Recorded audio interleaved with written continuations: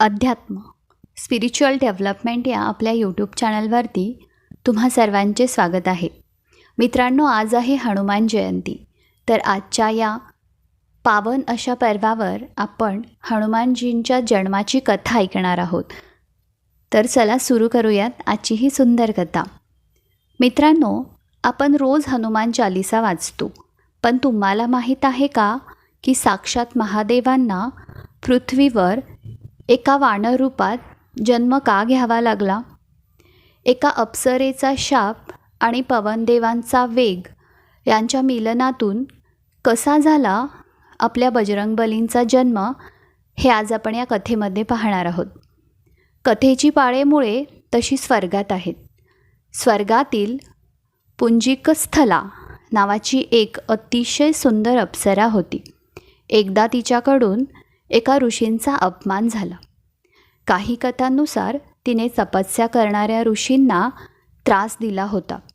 त्यामुळे चिडलेल्या त्या ऋषींनी तिला शाप दिला की तुला जेव्हा कोणावर प्रेम जडेल तेव्हा तुझे रूप वानरासारखे होईल. तेव्हा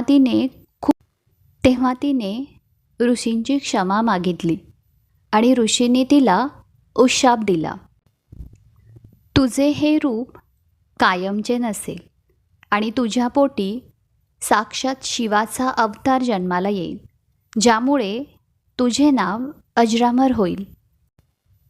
याच पुंजलिक स्थलेने पृथ्वीवर अंजनी म्हणून जन्म घेतला. अंजनीचा विवाह वानरराज केशरी यांच्याशी झाला. अनेक वर्ष त्यांना संतान नव्हते. शापाची आठवण होऊन माता अंजनीने ऋषी मतंग यांच्या सल्ल्यानुसार साक्षात शिवांची कठोर तपस्या सुरू केली. हजारो वर्ष त्यांनी केवळ वायुभक्षण करून ओम नमः शिवाय या मंत्राचा जप केला. त्याच काळात भगवान विष्णूंनी राम अवतारात पृथ्वीवर येण्याचे ठरवले होते. महादेवांची इच्छा होती की आपल्या आराध्य देवतेच्या म्हणजेच रामाच्या सेवेसाठी आपणही पृथ्वीवर जावे. परंतु भगवान शिव हे अजरामर होते. ते थेट मृत्यूलोकात राहू शकत नव्हते. म्हणून त्यांनी आपला 11वा रुद्र अवतार हनुमानाच्या रूपात जन्माला घालण्याचे ठरवले. ही घटना अयोध्येतील राजा दशरथाच्या पुत्र कामेष्टी यज्ञाशी जोडलेली आहे. यज्ञातून निघालेली दिव्य खीर जेव्हा राण्यांना वाटली जात होती तेव्हा एक चमत्कार घडला. भगवान शिवांच्या आज्ञेनुसार पवनदेवाने म्हणजेच वायूने त्या खिरीचा एक छोटा भाग घारीच्या माध्यमातून मिळवला. तो भाग घेऊन पवनदेव तेथे पोहोचले जिथे माता अंजनी तपस्या करत होती. पवनदेवाने ती खीर माता अंजनीच्या हातावर ठेवली. अंजनीने तो शिवाचा प्रसाद समजून ग्रहण केला. काही काळानंतर म्हणजेच चैत्रशुद्ध पौर्णिमेला सूर्योदयाच्या वेळी माता अंजनीच्या पोटी एक अत्यंत तेजस्वी बालकाचा जन्म झाला.